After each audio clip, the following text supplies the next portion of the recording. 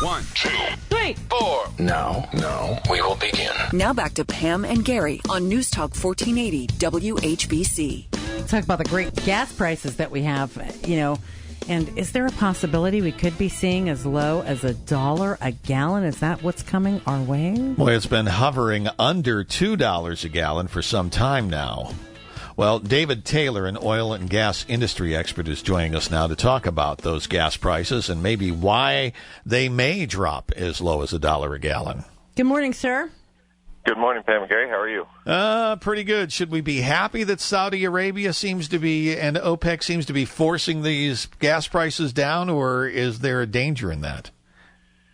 Well, I mean, it kind of depends on your perspective. I'm in the industry, so it definitely frustrates me. But if you're loving these new low oil gas prices, then it kind of depends on your perspective. Yeah, well, we're consumers. We love the gas prices being low. But you being in the industry, why is that? Does it affect you? Well, it affects us because, I mean, just think about the mass amount of jobs that we've lost in the industry because they're artificially inflating how much oil is being pumped into the world economy. I think it's a chicken game that they're playing, and unfortunately, no one's flinching, and so we're finding ourselves in a little bit of a predicament. All right. Well, maybe you should explain that for our audience, because I think for months we were kind of pretending with eyes closed that this really wasn't affecting anybody in town. But how many gas and industry jobs have been lost in the last few months? Well, in the year of 2015, you probably lost more than 100,000 jobs. That's a significant amount of people laid off.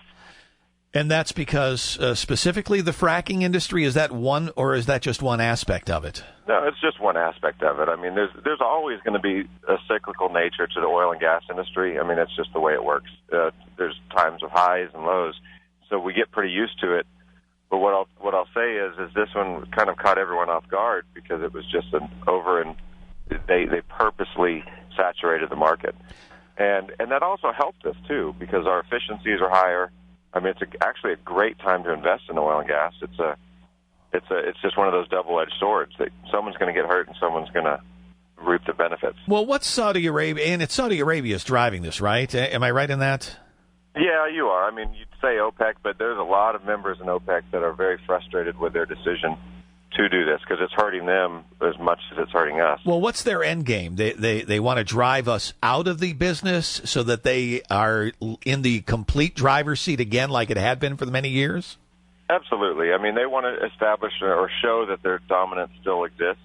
And what they've realized by playing this, that maybe they don't drive the world's gas prices any longer. And so they're trying to make sure that they prove to everybody that they can. Well, how's it affected Saudi Arabia, maybe the average citizen there? Does it affect them at all?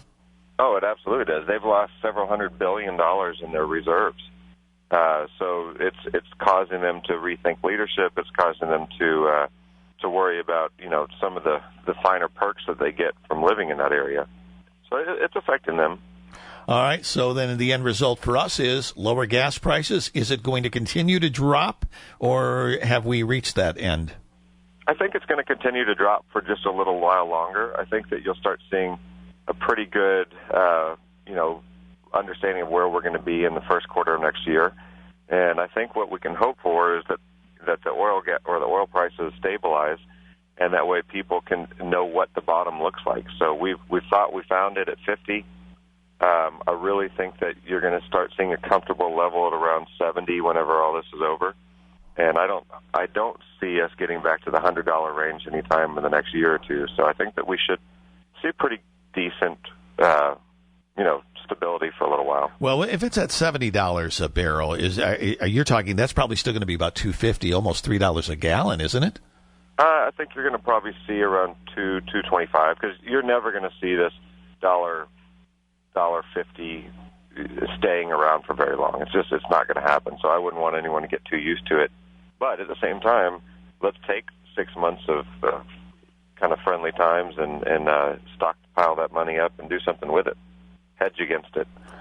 All right, so a short-term dollar something per gallon, and in the long term, maybe if we stay at $2.50, I think America would be happy with that. Mm-hmm. Yeah, and I think they would also like just the consistency. That way you know how to budget and know how to plan your schedule. Well, I'd like to see gas prices stay the same for 3 weeks in a row. That would be a world record, wouldn't it? But that wouldn't be any fun when you're driving from station to station. And what do we have to talk about on the radio, Gary? Yeah, it's such a fun game. Somebody needs to turn this into a board game, I think. That's is what it is. All right, well, thank you so much for your insights. We do appreciate it. Take care. All right. Mm-hmm. Thank you. We've been talking with David Taylor, oil and gas industry expert. So $1.50, maybe up to $2.50 a gallon. That's not bad. That's pretty good, actually, when you think about it. I mean, it's a big difference when you're going, stopping at the pump and, ooh, doggy. Love this. Yeah, love the fact that 60 even 60 to fill up, it's 30 to fill up. Yeah, and awesome. And you're not quite as upset when it goes up 10 cents to $1.99 or $1.89 like you were when it went up past $4. Yeah. You're like, whoa.